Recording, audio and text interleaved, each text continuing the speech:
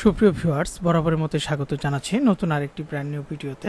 আজকের এই ভিডিওতে আমরা যে বিষয় সম্পর্কে আলোচনা করব সেটি হচ্ছে এইচএসসি বিএমটি একাদশ শ্রেণী বা ফার্স্ট ইয়ারের 2024 সালের সিলেবাস অনুযায়ী ব্যবসা সংগঠন ও ব্যবস্থাপনা এক বিষয়ে প্রথম অধ্যায় ব্যবসায়ের মৌলিক ধারণা।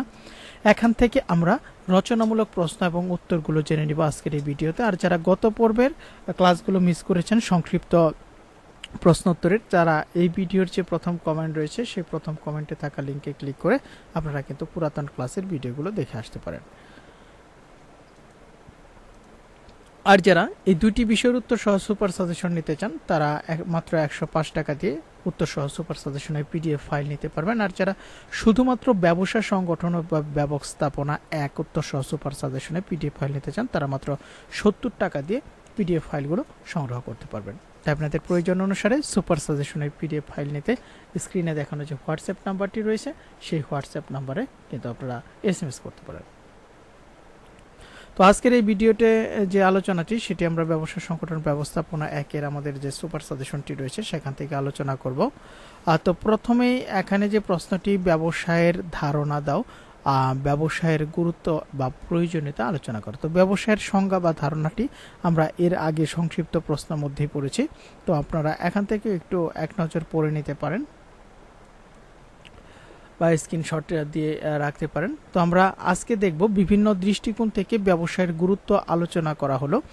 পণ্যদ্রব্য ও সেবার যোগান, ব্যবসা মানুষের বিভিন্নমুখী চাহিদা পূরণের জন্য ও সেবা সামগ্রীর যোগান দিয়ে থাকে। এর ফলে মানুষ তার প্রয়োজনীয় সামগ্রী অনায়াসে ভোগ করতে পারে। প্রাকৃতিক সম্পদের সঠিক ব্যবহার, দেশে প্রাকৃতিক সম্পদের সদ্ব্যবহারের উপর জাতীয় উন্নয়ন নির্ভরশীল। ব্যবসায় দেশের প্রাকৃতিক সম্পদ যেমন খনিজ দ্রব্য, জল সম্পদ, বনজ সম্পদ ইত্যাদি সংগ্রহ করে শিল্পদ্রব্য পরিণত করে জনগণের চাহিদা পূরণ করে। জাতীয় আয় বৃদ্ধি, ব্যবসায়ের ফলে সঞ্চয় বৃদ্ধি পায়, মূলধন গঠিত হয়, ফলে জাতীয় আয় বৃদ্ধি পায়। সঞ্চয় উৎসাহ প্রদান, ব্যবসায়ের মাধ্যমে স্বাধীনভাবে আয় রোজগার ও সম্পদ অর্জন করা সহজ বলে অনেকেই ব্যবসা গড়ে তোলার লক্ষ্যে আগ্রহী হয়।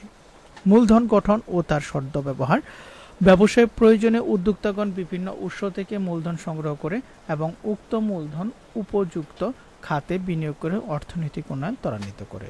কর্মসংস্থান, ব্যবসা মানুষের কর্মসংস্থানের নতুন নতুন ক্ষেত্র সৃষ্টি করে থাকে। ব্যবসার মাধ্যমে বেকার মানুষের কর্মসংস্থান হয়। ব্যবসায়িক কার্যক্রম সম্প্রসারিত হলে অধিক সংখ্যক শিল্প কারখানা ও ব্যবসা প্রতিষ্ঠান গড়ে ওঠে এবং শিল্প ব্যবসা প্রতিষ্ঠানে অনেক লোকের কর্মসংস্থানের সুযোগ সৃষ্টি হয়।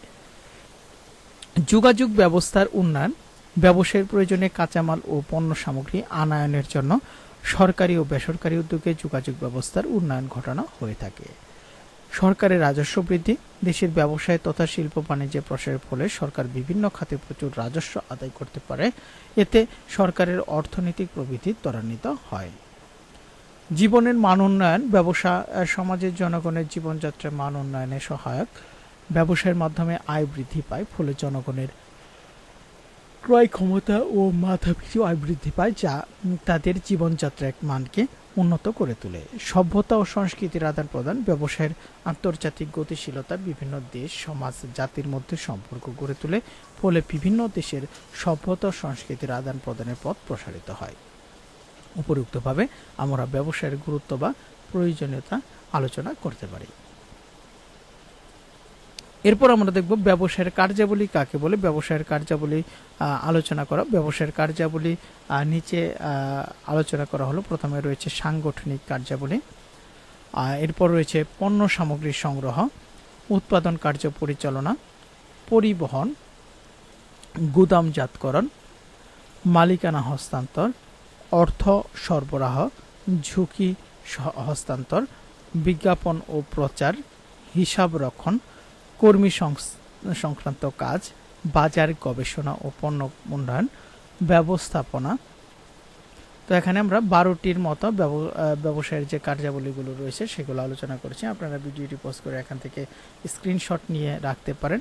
আর যারা সুপার সাজেশন নেবেন তারা তো এই 38 পৃষ্ঠার উত্তর সহ সুপার সাজেশনটি কিন্তু পেয়ে যাচ্ছেন মাত্র 70 টাকায়। আর যারা এই দুইটি বিষয়ের সুপার সাজেশন একসাথে নেবেন তাদের জন্য মাত্র 105 টাকা। তো আপনাদের প্রয়োজন অনুসারে সুপার সাজেশনগুলো নিতে স্ক্রিনে দেখানো হোয়াটসঅ্যাপ নাম্বারে আপনারা SMS করতে পারেন। এখন আমরা দেখব ব্যবসায়ের আওতা এবং পরিধি আলোচনা করো। তো এর জন্য আমাদের যে ছকটি রয়েছে সেই ছকটি আমরা দেখব।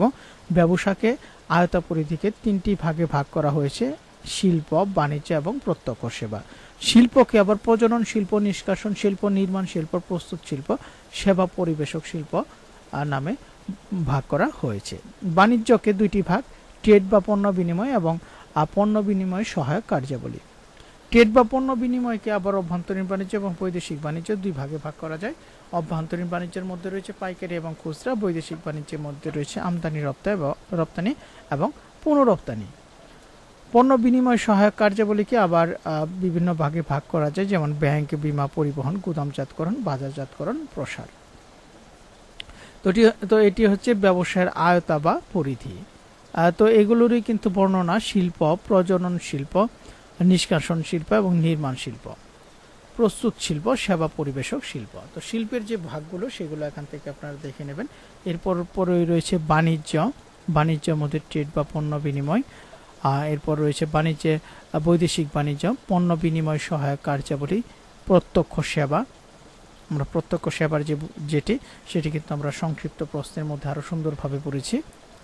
বাংলাদেশের অর্থনৈতিক উন্নয়নে ব্যবসায়ের অবদান আলোচনা করো। অত্যন্ত গুরুত্বপূর্ণ এবং কমন উপযোগী কিন্তু এই প্রশ্নটি। বাংলাদেশের অর্থনৈতিক উন্নয়নে ব্যবসায়ের অবদান আলোচনা। এটি আমরা পয়েন্টগুলো দেখে নেই। প্রথমে রয়েছে সম্পদের উপযুক্ত ব্যবহার, ব্যক্তিগত ও জাতীয় আয় বৃদ্ধি, জাতীয় অর্থনৈতিক প্রবৃদ্ধির উন্নয়ন, সঞ্চয়ের উৎসাহদান। 5 নাম্বার মূলধন গঠন ও তার সঠিক ব্যবহার বা সদ্ব্যবহার।